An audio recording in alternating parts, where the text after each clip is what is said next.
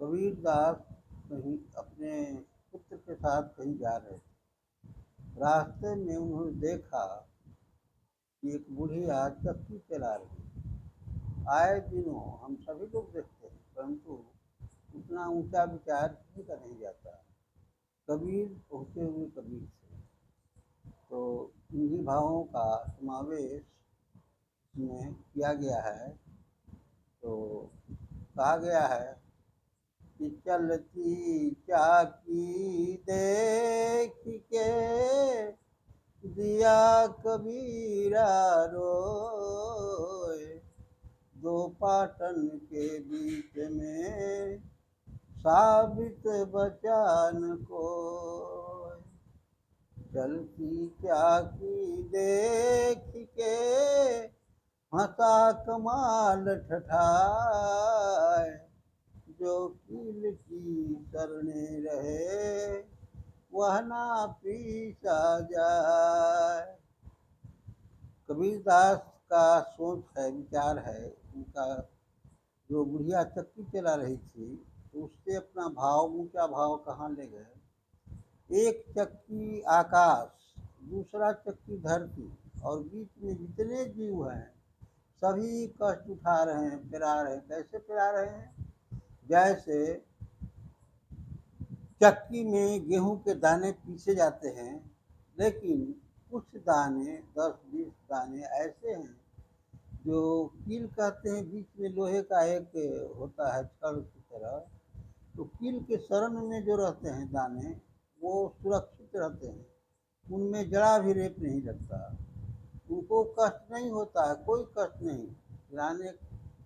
तो इसीलिए कहा गया है कि चलती चाकी देख के दिया कबीरा रोए, दो पाटन के बीच में साबित बचान कोय।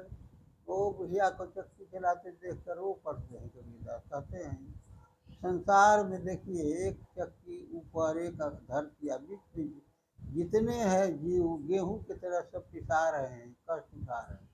लेकिन उन्हीं का लड़का कहता है कि चलती चाकी देख के हंसा कमाल ठठाए। उनका पुत्र कमाल है, कमाल नाम है। कमाल ठठा के हंसता है, कहता है कि पिताजी, जो कील की शरणे रहे वह ना पीछा जाए। संसार के लोग दुख उठा रहे हैं, लेकिन वैसे लोग जो गुरु के शरण में रहेंगे, कील का अर्थ यहाँ हुआ गुरु, जो कील की शरणे रहे वह ना पीछा जाए। अर्थात जो गुरु की शरण में रहेगा उसको कोई कष्ट नहीं होगा।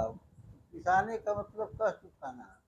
जैसे आपने सुना होगा अफ्रीका के शिकागो में वो विवेकानंद को जीरो पर बोलने के लिए दिया गया, तो वो 3 दिन तक बोलते रहे कि जीरो माने ब्रह्मांड। इसका थोड़ा अंश मैं बतला रहा हूँ। उन्होंने कहा कि you go on the earth, you go on the sky, you go away anywhere, but you have to connect to the transformer। कहीं भी तुम चले जाओ, धरती पर चले जाओ, समुद्र पर चले जाओ, आकाश में चले जाओ, you go in the sky, but you have to connect to the transformer। लेकिन तुमको उस ट्रांसफार्मर से, ट्रांसफार्मर का अर्थ है गुरु, उस गुरु से संपर्क रखना पड़ेगा। जो गुरु से संपर्क रखेगा उसको कोई कष्ट नहीं होगा। कोई संसार में जितने दिन तक जीवित रहेगा उसे कष्ट नाम के, दुख नाम के कोई दुख तो आता है और चला जाएगा, उसको अनुभव नहीं होगा। इतना ही कहकर मैं अपनी वाणी को विराम देता हूँ। श्रोताओं को